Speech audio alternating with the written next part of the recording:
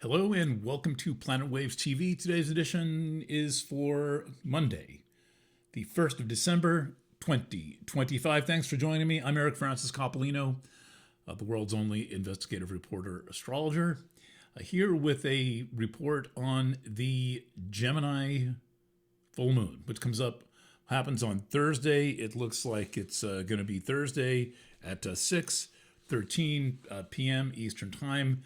We will be sending out the Planet Waves horoscope for December right at that time as well. But I wanted to get this out in advance of that so that you had it to consider and to contemplate. Let's see now. So I've got talk prepared on the full moon. We're in Sagittarius time. We are in this time of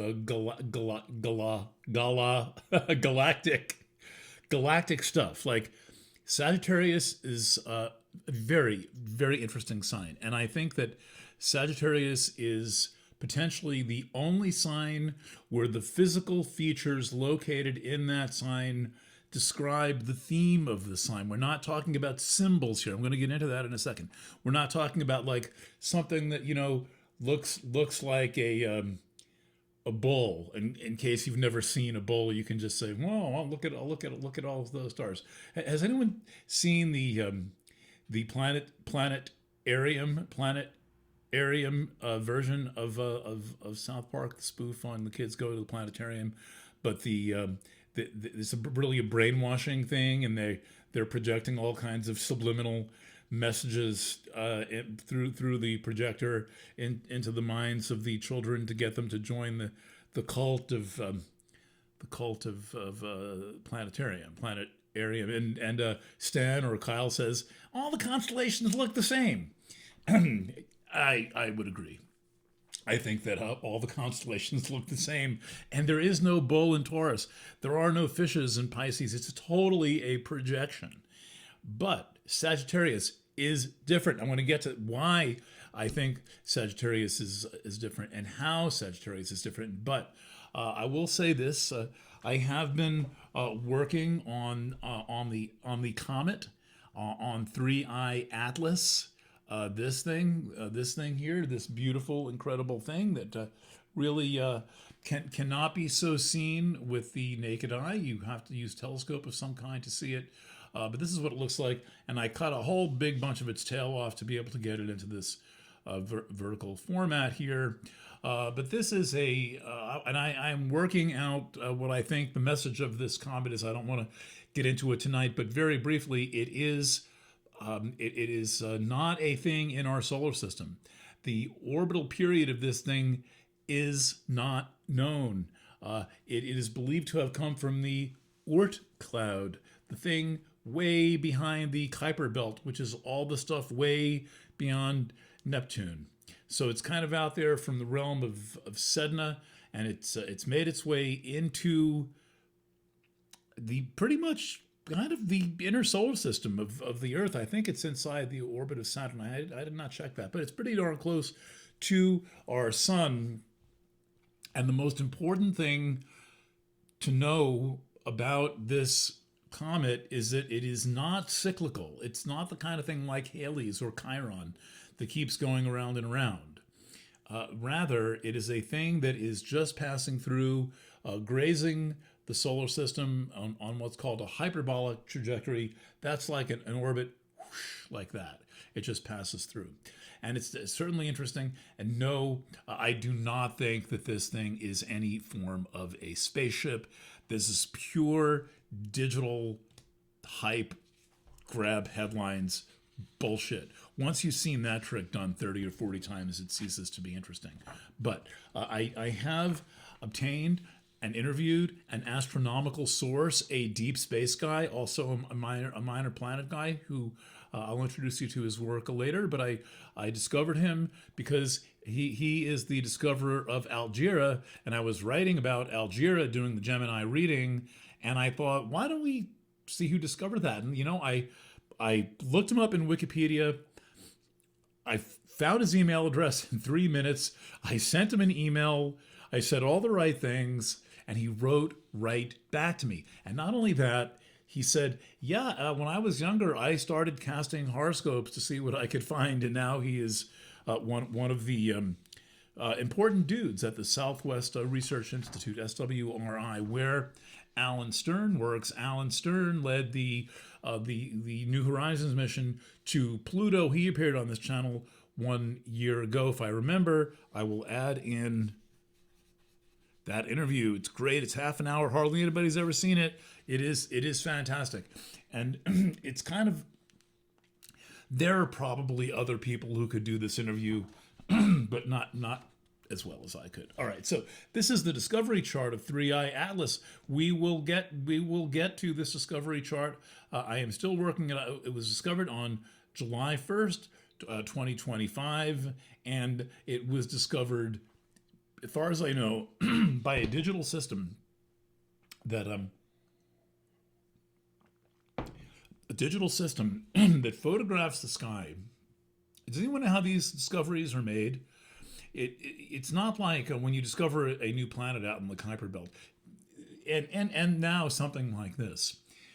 What happens is that a telescope is connected to a digital camera, which takes a series of photos of the same patch of sky over a series of nights, and they must be photographing thousands and thousands of patches of sky, because they did find a picture of this back in May. That's called the pre-discovery photo. They're able to look back and see what maybe they caught it before. For example, Chiron, the first recorded pre-discovery was 1895, and the discovery itself was in 1977. Almost 100 years went by, but astronomers are very organized, and I think that it may be, despite the paroxysms of the flat Earth movement, I think that astronomers are pretty much the most honest scientists. I think we'll have to worry when they're planning on mining the moon, but that's going to be geology. The geologists sell out real quick when it comes to like, well, why don't you work for some kind of an oil company? Anyway, here's the discovery chart. Did I show this? Yeah, I already did. Of 3i Atlas. I'm presuming a minute past midnight. It has to be at night. And for these untimed discovery charts, I just do the middle of it. So we'll come back to this, I promise. And now that I've tuned into it, I think it's pretty interesting, and I think that it's pretty relevant to the times that we are living through now. All right, class. Here's the full moon chart. I have a little bit closer up one to talk about Sagittarius, and I'm going to talk about the deep space points in Sagittarius. That's kind of the point. So I need to put in the Stern video and the Laniakea video for your entertainment. There'll be two really good videos. One's like 5 minutes and one's only half an hour. The interview with Stern, they only gave me half an hour. That's how important this dude is. I got half an hour. So what is distinctive here? Well, first let's talk about the full moon. The full moon is when the moon here, see, it looks like the moon. Can you see it? Doesn't really look like the moon, but it's a little gray crescent, is opposite the sun. That has a 13. That has a 13. When the moon is opposing the sun, they are in opposite signs. The Earth is right here. They're on opposite sides of the Earth. And we're right in the middle, and that's the kind of like tension of the full moon. Now, also potentially of interest is that we just finished Mercury retrograde yesterday. That one seemed to take a while. That required some deep breathing and the sense of not knowing when the floor was gonna give out, and then it ended. Wisely, I did not work this weekend. I did the video Friday morning, and then I just basically stopped cold and devoted myself to things like playing guitar and writing in the mysterious Book of Blue. Okay, so we have this moon opposite sun situation. Now, you could say, well, the full moon's in Gemini. You can talk about that. You can tell a story about the full moon in Gemini. You can, yeah, right. But the way you read these charts is that you've got to take the thing and put it into context. You've got to say, well, what is this full moon pattern aspecting? What does it come in very close to? And it happens to come in very close to the lunar nodes, which are, see that thing there, the little horseshoe? You can't really see it, not the midheaven, but this thing, this is the lunar north node. You always note whether it's retrograde or direct, for no, even if you don't know why. There's the lunar north node, and look, it's exactly square the sun, and crazy, it's exactly square the moon. And then there's the lunar south node. The lunar north node and the lunar south node always have the same degree. If they don't have the same degree, here's what's going on. There are some programs that put the lunar north node as the true node and the lunar south node as the mean node. Check your settings. If you ever see the nodes having different positions, that's what's going on. I forget that all by myself, but you have a choice in most astrology programs to cast the true node or the mean node, but sometimes it's nice to have both. I prefer to use the true node because why not? It's usually within a degree of the mean node. It's really not that important, but it's kind of cool that it comes out exactly to the degree square. My old buddy David Wilcock used to call this Moonwobble. Moonwobble. I'm always looking around for explanations of Moonwobble. He didn't make up the term Moonwobble. You can occasionally find one, but it's kind of an eclipse-like phase, and there's a little kind of a weird vibe in the air. What's Moonwobble? The Moonwobble is when the sun is square the lunar nodes like it is right now, but here we have the sun and the moon exactly square the lunar nodes.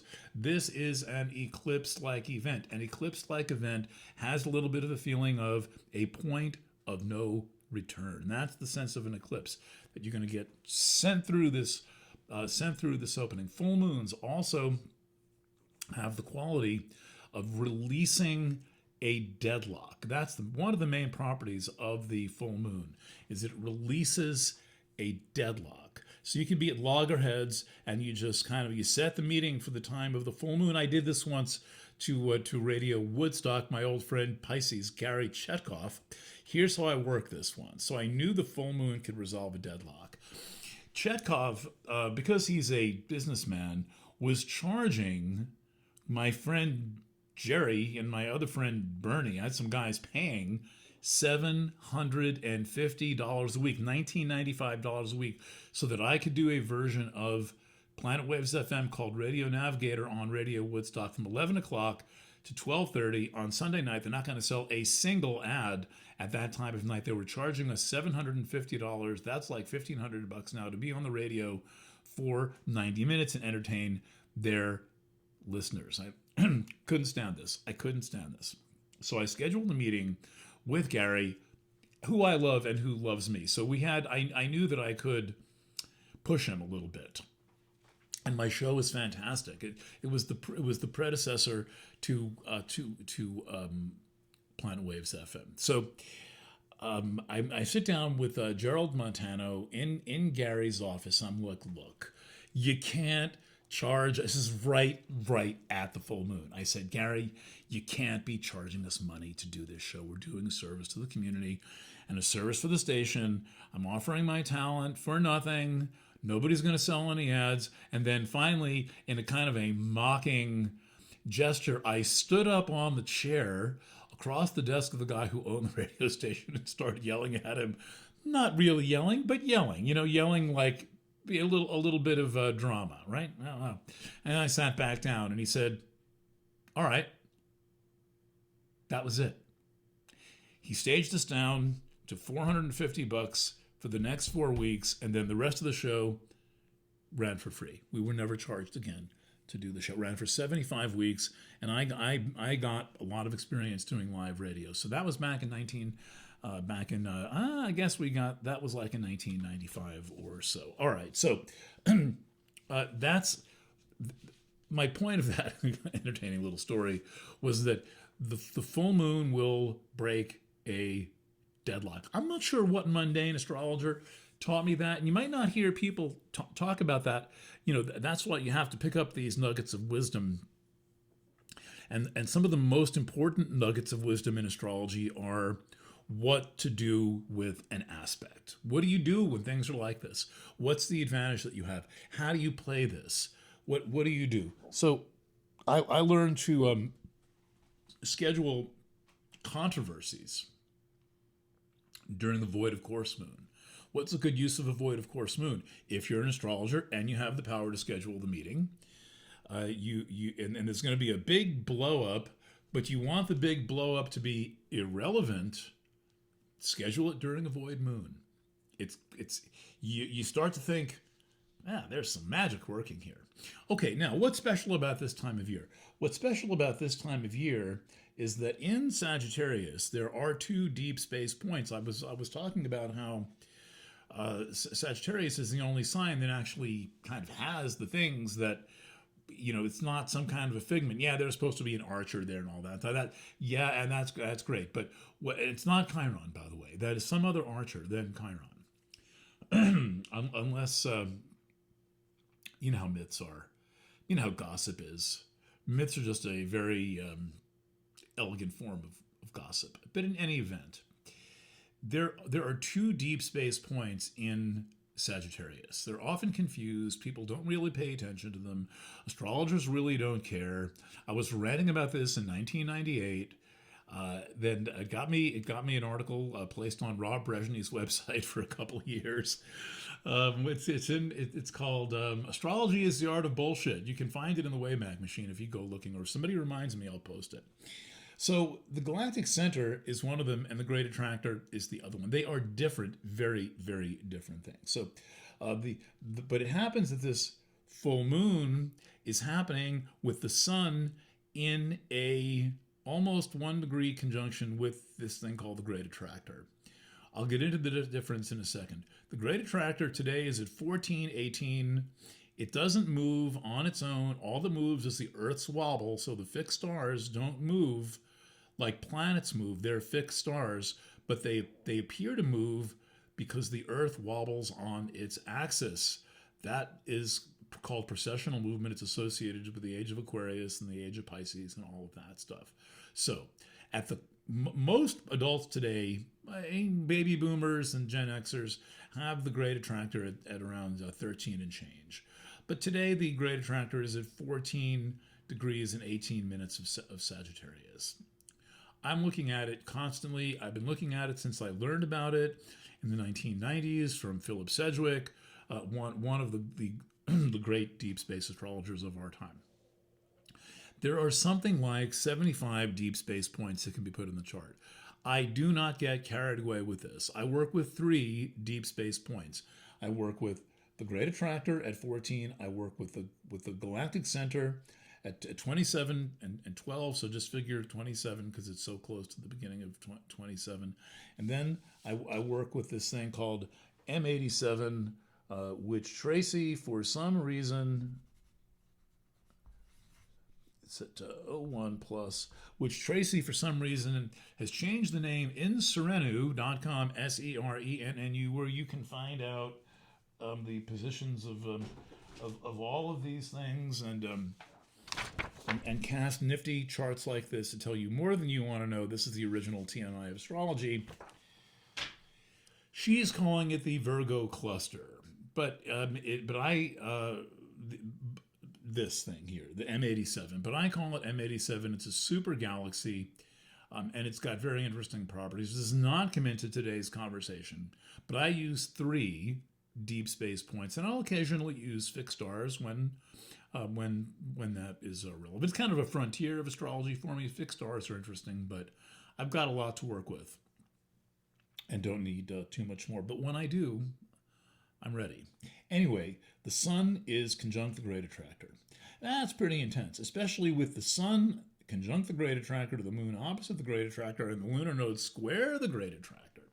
So how does the Great Attractor behave? Well, it's difficult to say from the standpoint of mundane astrology. It's perhaps a little bit easier to read in a natal chart, but I would say there's a lot of intensity. When you see what this thing is, which I'm going to show you in a second, it is the most prodigious thing known anywhere near our galaxy. The M87 is pretty big.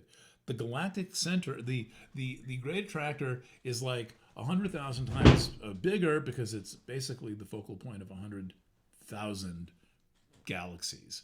And that is concentrated in Sagittarius. This is why Sagittarians are so weird and so intense, and why they barely seem like they have anything to do with our planet, and they look at humans like a bunch of weirdos that we are, because Sagittarians have their sun aligned with this deep space stuff. Now, there's also a thing here in late Sag called the Galactic Center. That is the center of our galaxy. Mars, that's at 2712. Mars is approaching it. There's not much. Well, we could find a lot, but there's more space between these 2 points than it looks like, but the planets take up space. But by the way, this is Pholus, and this is the family Hunger Games cluster that I'm always talking about. It now has Vesta in the mix, and Quatwar, and Ixion, and Cupido, and this little group here is the theme of one of the main places where we find the theme of our world right now. But let's not get into that yet. That's a different video. We're already at 20 minutes. I'm going to try to keep this at about half an hour. All right, so Mars is working its way up onto the Galactic Center. I don't know when it gets there. It's going to be next week sometime. All right, let's talk about the difference between the Galactic Center and the Great Attractor. The Galactic Center involves our galaxy, not somebody else's galaxy, not something else's galaxy. It's our galaxy. And the, I was going to add something about the comet, but it's not, what you're going to see in AI is not true. And not the part about it being a spaceship. It's something else. But anyway, this is our galaxy. It is this beautiful thing called a barred spiral galaxy. It is, this is the main body of the galaxy, and then it trails off with these spiral arms. It is incredible. You can see it in the summer as this streak diagonally across the sky. You would recognize it immediately. That is our galaxy. It looks kind of cloudy because there's a lot of dust. You can't really resolve too many stars along the galactic arms with the naked eye. All the stars in the sky that you see are either stars in our galaxy or other galaxies. That was one of the most amazing things I learned when I took Lyle Borst Astronomy 101 class at SUNY Buffalo, because I had to take astronomy just because I wanted to. Nobody made me do it. I just personally had to do it. And I mentioned that to my new friend at the Southwest Research Institute. So that's our galaxy. And what's going on here is that if this is the sun, and this is the Earth, which is way out of scale, and here's the moon at the full moon, when you look at the sun this time of year during the day, the galaxy is behind it, but you can't see it because it's during the day. When you turn it around, in the summer in the Northern Hemisphere, and you have the Sagittarius full moon, then you can see the galaxy right behind it because it happens at night. And the light of the moon is not enough to wipe out the light of the galaxy. So part of why this time of year feels so lonely is because we're looking out into deep space. When you're looking out from the Earth in the direction of Gemini, and the signs in the direction of Gemini, there ain't nothing there for like 250 megaparsecs or some ridiculous distance like that. That's the Pisces-Perseus cluster, which is another type of galactic cluster. So this is one galaxy. It's about 25,000 light years to the center of our galaxy. At the center of our galaxy, there's a thing called Sagittarius, a star. This is some kind of astronomical reference. I keep looking it up. But when you see that A star, you know you're dealing probably with a black hole. There's a black hole at the center of the galaxy. And you think, oh, a black hole at the center of the galaxy. Clearly, all that gravity holds the whole galaxy together, but the math does not work out on that. It may form some kind of an organizing principle, like dropping a crystal of sugar into something, and then the sugar forms around, the sugar crystals form around it. But there's not enough gravity. I really had to think about this for a while. There's not enough gravity in a black hole to hold together 300 billion stars. There's just not. But there's all kinds of interesting stuff here, and there is a singularity, and there's a black hole there. You don't want to get too close to it, but we're not. We're 25,000 light years away, and we're between two arms. We are between this is the Sagittarius arm, and then this is the Perseus arm, and this is the Orion spur. So we are part of the Orion spur. Now, the galactic center was discovered in 1930. 1930. Okay, people like Messier were out there looking at things and seeing like smudgy stars. They didn't know what they were. They didn't know that they were galaxies. And then the story of the discovery of the galactic center is, I really would love to look at like a 1900 astronomy book and see what the fuck it says. But the way and this is so Sagittarian. Remember, from the viewpoint of the Earth, the galactic center is in Sagittarius, a sign of long distance things, like long distance telephone calls, international telephone calls. Well, how's the galactic center discovered? Well, a bunch of guys are laying cable underneath the Atlantic Ocean, telephone cable in 1930. Big deal, no satellites, right? 1930, and they're picking up a signal, and they don't know what the signal is. They ruled out this thing they were calling cosmic rays. I'm not sure exactly what they meant. And what they found was that the signal was emanating from the center of the galaxy, and the discovery of the galactic center in the sign Sagittarius, the sign of long-distance phone calls, was discovered by people laying long-distance phone wire. This is why I think the sign Sagittarius is like the best stand-up comedy act going in all of astrology. So they set up antennas, and they use radio telescopes, and they start looking at it. The problem is when you look at the galactic center, well, it's kind of dusty, and you can't really see a black hole. But they, as time went on, and these governments spent a whole bunch of money to look at this stuff, they started to have other ways to see these things, infrared and ultraviolet and all that, gamma rays and all these rays. So they've been able to put together imagery of what the galactic center looks like, even though it's really not visible to human sight. That's the galactic center. And that is that is here at 27 degrees, 2712 Sagittarius, right before the sun reaches the southern solstice. Finally, I've got a pretty good view of the horizon. In the summer, this way is east. The right behind the painting is east. The sun rises right there in the summer, and boom, it sets right in the west. Maybe more a little bit like that, kind of there. Maybe I'll post photos someday, but it sets you've probably even seen them. It sets. So east, the sun's path in the summer is very clearly rises in the east, sets in the west. But in the winter, it's starting to rise in the southeast and make a very low arc over the horizon and set in the southwest. And the size of the arc, the number of degrees on the horizon from the exact degree the sun rises to the exact degree the sun sets is much smaller in the winter than it is in the summer. By much smaller, I bet it's at least 30 degrees or more fewer. Obviously, this is researchable. The degree the sun rises and the degree the sun sets in any locale can be calculated by what's called the sunrise equation.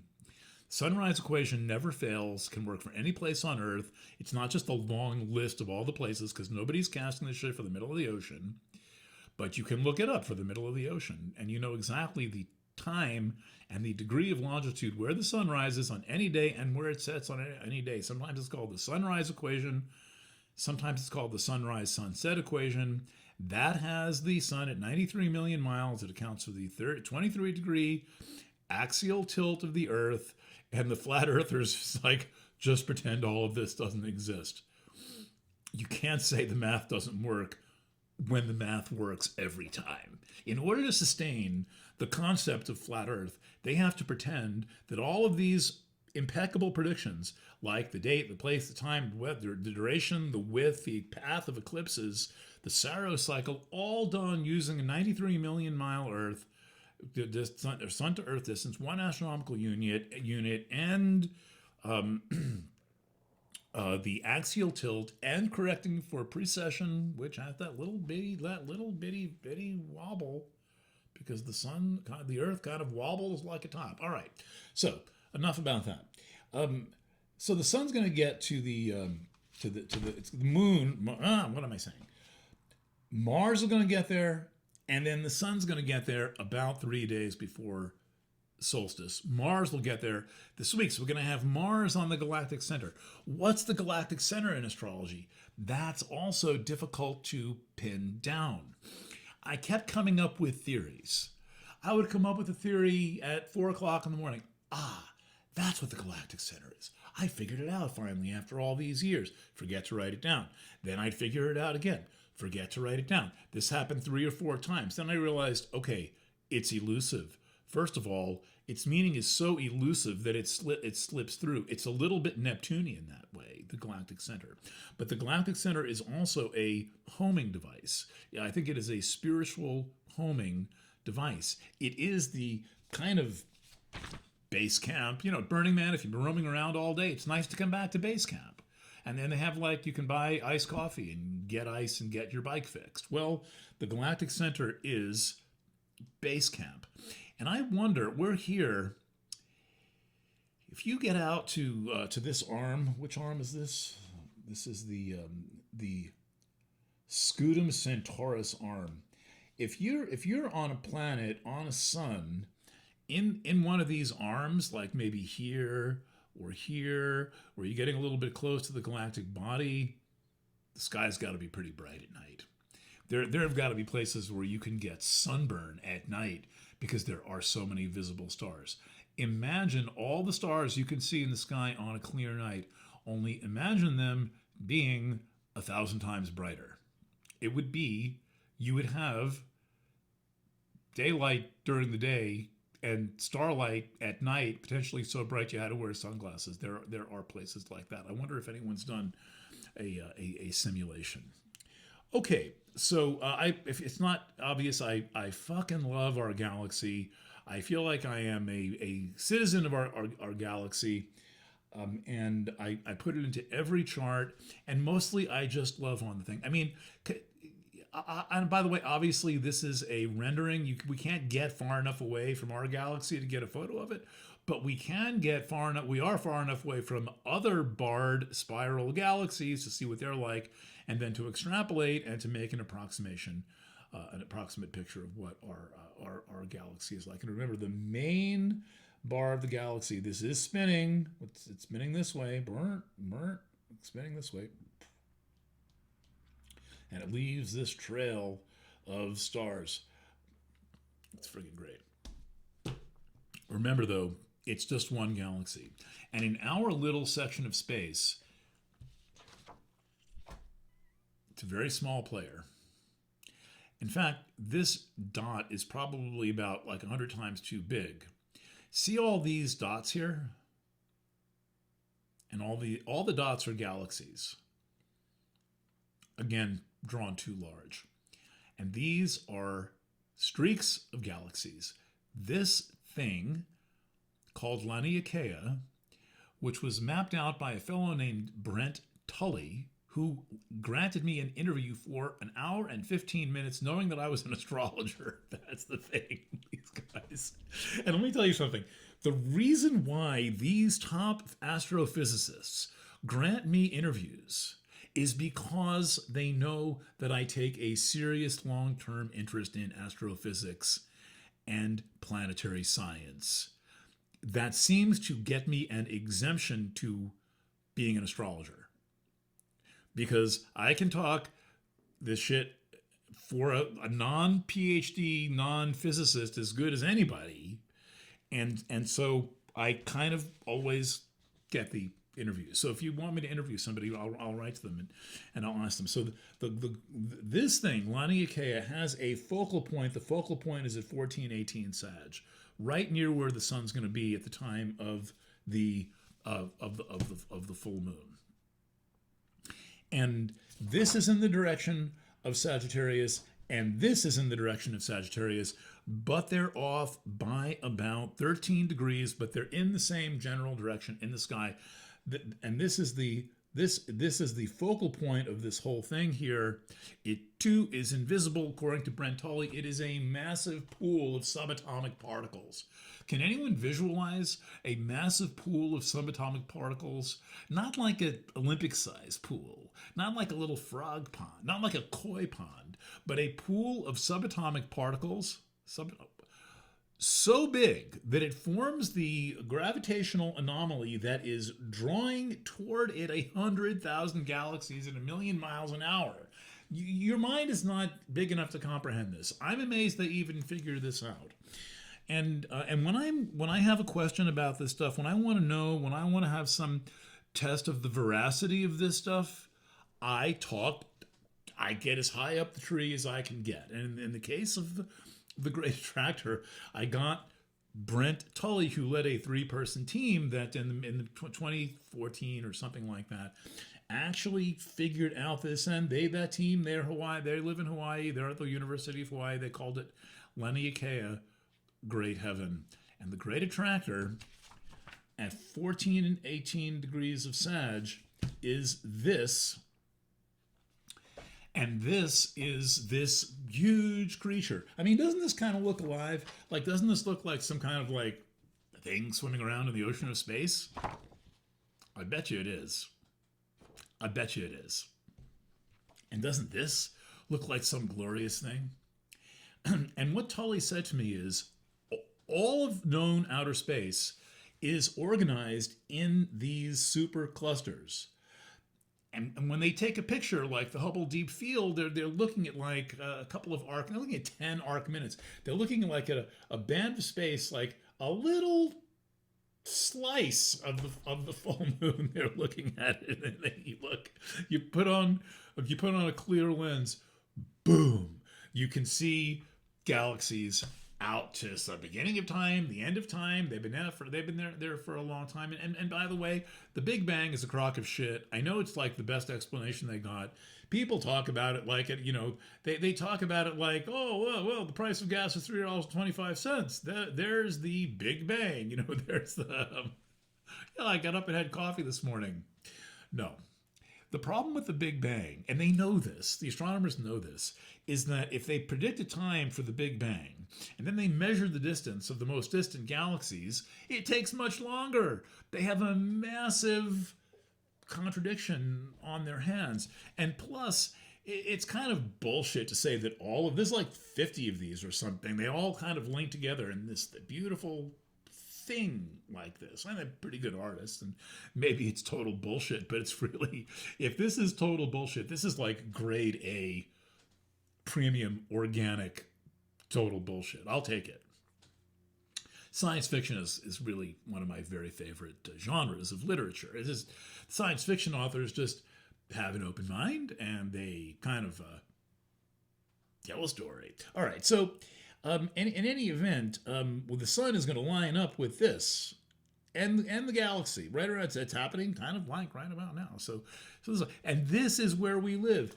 This is where we live. Yes, you can say we live in a solar system with like 8 big planets and about a million known little planets and a lot of stuff flying around like this. But this is a visitor from outside the solar system. This is coming from somewhere else, and according to my friend Mark at the Southwest Research Institute, this kind of a comet can last a long time. Now, it's coming near a star. The star is a little bit warm. It's going to lose some of its mass, but not a lot. And that's kind of what it does. And it just all of this stuff, all of the stuff out of the tail has a second tail, which goes forward, is kind of dust and water that's come off the thing. And I'm kind of amazed. They can do spectrum analysis, and the thing is not as weird as these hyperbolic stories on whatever Slay News, and it's a spacecraft, and it's demonstrating this is the kind of this is the kind of bullshit that you can just foist on people who are so bored with everything else on the internet, because it is kind of boring. Like, have you ever noticed how boring the internet is? Well, look, if you want a part of the internet that's not boring, that'll be endlessly interesting, as long as you can stand the sound of my voice, check out planetwaves.fm. There are shows going back 10 years, and they are diaries of their moment. And the Planet Waves Substack has many free articles, and subscribing is cheap. And so it's just putting a little plug for Planet Waves itself while I'm out now here at 40 minutes, and we'll have lost everyone but you watching this. I forgot what I was going to say. Oh, I know what I was going to say. That most channels, they want to do the same show every week. They're like Lassie. Some of the best channels are like Lassie. The Mark and Sam Bailey channel are like Lassie. It's the same story every week. The story is, kid gets lost. They send Lassie out. Lassie finds the kid, brings the men. The men go pull the kid out of the well. And then that's it. And then the next week, it's like something else. There's an intruder. Lassie finds the intruder, and so forth. But my goal with this is the content formula on the internet. I promise you, it is the great American novel known as a YouTube broadcast is based on the television plot of the TV series Lassie. Almost all of them. Planet Waves has got a different theory. I want to come here every time and have you not know what you're going to get. That's why Planet Waves is a channel for the adventurous. We're a channel for people who are curious. We're a channel for people who don't want to hear the same thing over and over again. But you will be spared polarizing, dragging down low vibration political bullshit. I will occasionally explain things to the best of my knowledge, but you don't get all that polarized political bullshit, and you don't know what you're going to read any week.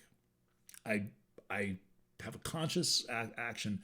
I'm going to write a different article this week, even if I'm writing the same aspect. I think I've got 5 different articles on the Chiron-Eris conjunction, most easily found on planetwaves.substack.com. There will be a link. Also, I don't have a graphic to show up here, but I am working on the annual readings of Planet Waves. For Planet Waves, it's called Inner Light, Inner Peace. This is the stack of charts, and at the end of it, they're going to be these real sweet book chapter readings that you just read the thing and think, "Wow, how is this even possible?" Well, I've been doing my work, and you can tell that I love what I do, and that I know that the work of astrology is not about quantum fields and galaxies. The work of astrology is about people. And to me, the astronomy is what it is because it is so incredibly beautiful and requires you to expand your mind. You have to expand your mind to contemplate something like this that has been potentially zooming through the galaxy for billions of years. And Mark said, yeah, there's kind of, unless it gets too close to a star, and the stars are pretty damn far apart, it's just going to keep going. It's just going to eventually, yeah, sure. Eventually, or it will exit the galaxy at some point and drop off the galactic plane. This is all on one approximate plane, by the way. That's why you can see it diagonally across the sky like that. But who knows? I know, by the way, they don't have enough data to actually know the trajectory of this thing. The observation arc is not long enough. The observation arc only goes back to May. The thing's got a hyperbolic orbit, but the discovery planet's positions are known, and I have been reading about the path that it makes through the solar system, when it will soon be gone. So I think that may be my next discussion. Thank you for hanging out with me. Oh, did I mention the annuals? Yes, I did. I showed you all those charts. Today, I pretty much finished the reading for Cancer. Cancer and Capricorn came through first. Aries and Libra are doing good, so I will probably have, the good Lord willing, I will have the cardinal signs done this week, and possibly even at the proofreader on Monday. And it's amazing I do this. It's my 28th year doing these annual readings, and It's a lot, but I do them. So, all right, and I do them, and I aspire to do them better every time. That's my standard. I'm not a competitive person, except I want to do better next time, even if the previous time was excellent. And the awakening, I think, I will probably sample it out with a temporary URL. Check the Planet Wave Substack to show you what that was. So get on that list. It's worth getting on that list. Substack.planetwaves.com. Planet Waves homepage, planetwaves.net. Don't forget I even said that, but the show is planetwaves.fm or the Planet Waves FM Substack. Did any of that go in? Anyway, there are going to be links below. Unless you're already on Substack, and please click like. Please sign up, and if you could share these things to social media, that would make me happy and expand our reach. This is something like the 906th video I've done. 906 videos. Can you believe it? I'm finally comfortable with it. I finally don't feel like I don't belong in front of the camera. I have to get myself here.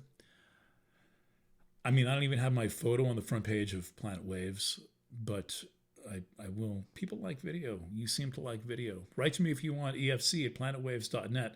Thank you to all of you who subscribe in these tense and trying times, and I do my best to deliver full value plus. All right, signing off from the Harshaw House in the foothills of the Catskill Mountains in Greene County, New York. Lots of love. And bye for now. All right, stop recording.